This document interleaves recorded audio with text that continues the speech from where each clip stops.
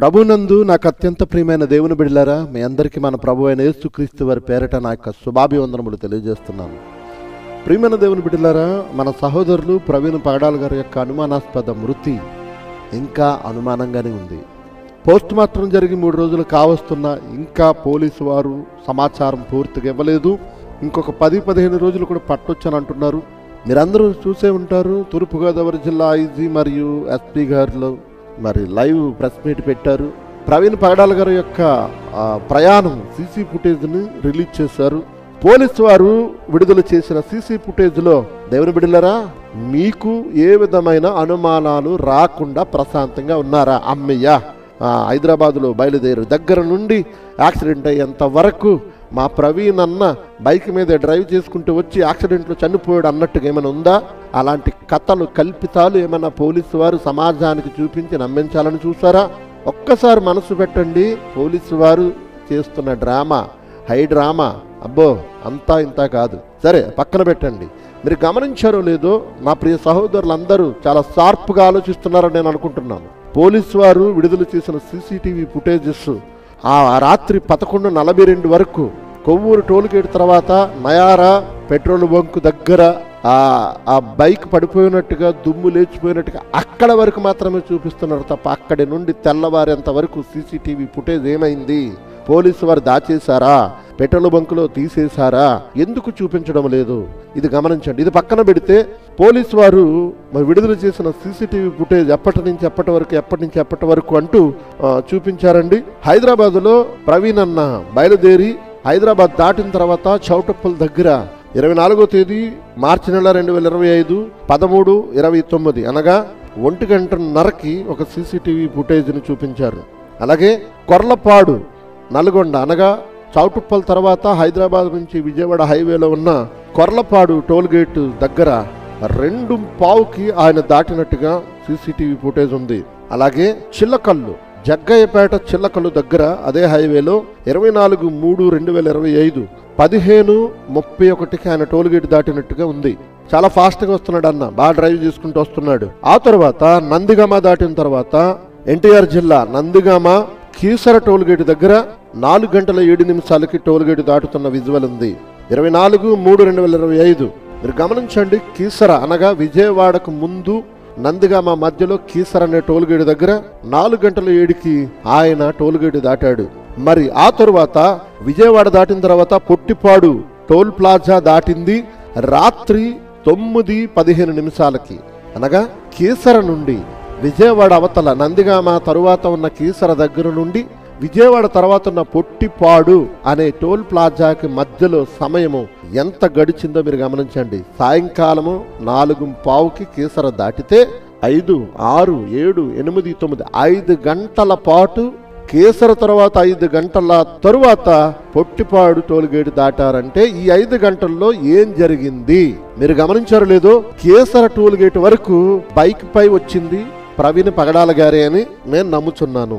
అప్పటి వరకు head light damage అయ్యిందో డ్యామేజ్ అవ్వలేదు అన్నది మీరు గమనించవచ్చు. ఎందుకంటే ఒక మేధావి హెడ్ లైట్ లేకుండా ప్రయాణం చేస్తాడని నేను అనుకోవడం లేదు.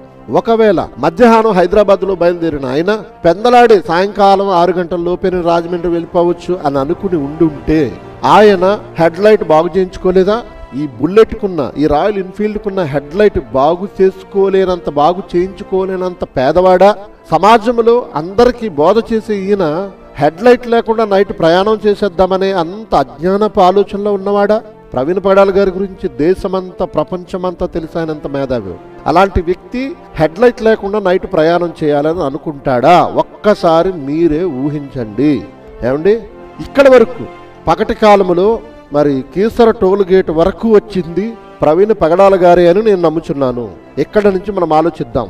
అక్కడ వరకు వచ్చిన ఫొటోస్ ఒక్కసారి చూద్దాం. మీరు గమనించండి. చిల్లకల్లు టోల్ ప్లాజా నుండి మీకు ఈ విజువల్లో ఉన్న ఆ ఫొటోస్ చూపిస్తున్నాను.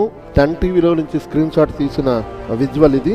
మీరు చూడండి. ప్రవీణ్ పగడాల గారే అని నేను విశ్వసిస్తున్నాను. ఇది చిల్లకల్లు టోల్ ప్లాజా దాటుతున్నది అనగా 4 గంటలకు ముందు 3 దాటిన తర్వాత. ఆ తర్వాత కీసర టోల్గేట్ దగ్గర కూడా ప్రవీణ్ పగడాల గారే అని నేను నమ్ముతున్నాను. అక్కడ హెడ్ లైట్ పగిలుందా లేదా అన్నది మనం ఊహించలేము, పగిలిపోయిందే అని అనుకోలేము. మీరు చూడండి, కేసర టోల్ ప్లాజా దగ్గర ప్రవీణ్ పగడాల గారే బైక్ మీద ఉన్నట్టుగా కనబడుతుంది. ఈ 4:15 తర్వాత పొట్టిపాడు టోల్ ప్లాజా అని ఒక్కసారి చూడండి. పొట్టిపాడు టోల్ ప్లాజా ఇక్కడ మాత్రం పర్సనాలిటీ చేంజ్ అయిపోయింది. చూడండి, బైక్ మీద పర్సనాలిటీ చేంజ్ అయిపోయింది, వ్యక్తి మారిపోయాడు. అంతకుముందు కేసర టోల్ గేట్ దగ్గర ఆయన పర్సనాలిటీ ఎలా ఉంది, పొట్టిపాడు టోల్ గేట్ దగ్గర ఆయన పర్సనాలిటీ ఎలా ఉంది, మీరు గమనించారో లేదో. ఇంకా మీరు దీన్ని గమనించండి, ఈ విజువల్ ని చూడండి. పొట్టిపాడు టోల్ ప్లాజా దగ్గర ఉన్న మనిషి ప్రవీణ్ పగడాల గారి లాగా లేడు. అవునా కాదా మీరే నిర్ధారించండి. వీటన్నిటిని బట్టి విజయవాడ వచ్చేంత వరకు బైక్ పై డ్రైవ్ చేసుకుంటూ వచ్చింది ప్రవీణ్ పగడాల గారే. కేసర టోల్ గేట్ దగ్గర 4:15 దగ్గర నుండి విజయవాడ తర్వాత ఉన్న పొట్టిపాడు అనే టోల్ ప్లాజా దగ్గర 9:30కి అక్కడ వరకు వచ్చాడు. విజయవాడ దాటిన తర్వాత పొట్టిపాడు టోల్ గేట్కి 9:30కి రావడం జరిగింది. ప్రవీణ్ పగడాల గారి యొక్క బైక్ డ్రైవింగ్ లో చౌటుప్పల్ నుండి కొర్లపాడు తర్వాత వచ్చే టోల్ గేట్కి మధ్య 64 కిలోమీటర్ల దూరం ఉంది. 45 నిమిషాల్లో వచ్చేసాడు ఆయన. అంటే 60 కిలోమీటర్ల దూరాన్ని 40 నిమిషాల్లో ఈయన వచ్చేయచ్చు. దీన్ని బట్టి ఆలోచించండి. సాయంకాలం 4:15కి కేసర టోల్ గేట్ దాటి పొట్టిపాడు టోల్ గేట్కి 5 గంటల సమయం పట్టదు. ఇక పొట్టిపాడు నుండి కొవ్వూరు టోల్ గేట్ వరకు రాత్రి అంటే 9:30కి పొట్టిపాడులో ఉంటే 11:30కి కొవ్వూరు టోల్ గేట్ దగ్గర విజువల్ కనపడింది అని అంటే అక్కడికి ఎంత 2 గంటల ప్రయాణంలో వచ్చేసారు. మీరు గమనించారో లేదో, కొవ్వూరు టోల్ గేట్ దగ్గర తాగి బండి నడుపుతున్నాడు అన్నట్టు వాగారు కదా. ఎవరో తాగాడు, బండి డ్రైవ్ చేసేవాడు.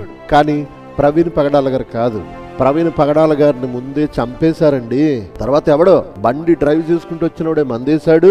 ఆయన బట్టలు వేసుకున్నాడు. ఆయన బట్టలను జాగ్రత్తగా తీసి శవానికి తొడిగించి శవాన్ని అక్కడ వదిలేసి శవం మీద బండి అమర్చి పెట్టి వెళ్ళిపోయారు. తప్పు చేసేవాడు ఎక్కడో చోట మిస్టేక్ చేస్తాడండి. ఆ విధంగా దొరికిపోయారు. పోలీసు వారే జాప్యం చేస్తున్నారు. ఆలోచించండి. ఇన్ని అనుమానాలు ఉన్నప్పుడు పోలీసు వారి అనుమానాలు ఎందుకు వ్యక్తం చేయరు? ఇంకా చాలా విషయాలు తెలుసుకుంటూ ముందుకు సాగుదాం. ఈ మధ్యలో 5 గంటల మధ్యలోనే విజయవాడలోనే ఆయన 5 గంటలు గడపాల్సినంత అవసరమేముంది? ఈ 5 గంటల్లోనే ప్రవీణ్ పగడాల గారిని ఎవరో కొట్టారు, లేకపోతే ఆయనపై దాడి చేశారు, లేదా ఆయన చంపేశారు. చంపేసిన తరువాత వేరొక వ్యక్తి ఆయన బట్టలు వేసుకుని ఆ బైక్ డ్రైవ్ చేసుకుంటూ కొవ్వూరు టోల్ గేట్ దాటేంత వరకు అతడే డ్రైవ్ చేసుకుంటూ వచ్చి బైక్ ని తోసేశాడు. ఆ తర్వాత కారులో ఆయన డెడ్ బాడీని తీసుకుని వచ్చి అక్కడ డెడ్ బాడీని పెట్టి ఆయనపై బైక్ ని పరిచారు. ఇదే జరిగింది అని నేను ప్రగాఢంగా విశ్వసిస్తున్నాను. ఇదే రైట్ అయితే, ఇలాంటి అనుమానమే మీకుంటే ఖచ్చితంగా మీ అభిప్రాయాన్ని కామెంట్ చేయండి. ఇది సామాన్యంగా వదిలిపెట్టే సమస్య కాదని క్రైస్తవ సమాజమా ఏమాత్రం వెనక్కి తగ్గకుండా క్రీస్తు ప్రేమలో మనమంతా సంయమనం పాటిస్తూ మన ఐక్యతను, న్యాయ పోరాటం కొరకు మన సిద్ధపాటును ఉధృతం చేద్దాం. ఇది గుర్తుపెట్టుకోండి.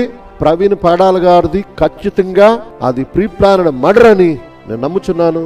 మీ అభిప్రాయాలను కూడా తెలియజేయండి. ఇక ముందు అప్డేట్స్ ఇస్తూ ఉంటాను, వివరాలను తెలియజేస్తూ ఉంటాను. కార్యాచరణ కొరకు తగిన ఆలోచనలు పెద్దల ద్వారా తీసుకుని మీకు అందిస్తూ ఉంటాను.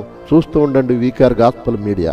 God bless you all. సత్యం కొరకు అన్వేషణ, సత్య మార్గం కొరకు అన్వేషణ, జ్ఞానం కొరకు అన్వేషణ, దైవ జ్ఞానం కొరకు అన్వేషణ, సత్యం కొరకు అన్వేషణ, సత్య మార్గం కొరకు అన్వేషణ, జ్ఞానం కొరకు అన్వేషణ, దైవ జ్ఞానం కొరకు అన్వేషణ, సత్య సత్యాలను తెలుసుకొనుటకు, సంశయాలను తీర్చుకొనుటకు, దైవమెవరో తెలియబడుటకు, నిత్య జీవం పొందుకొనుటకు సాగే అన్వేషణ.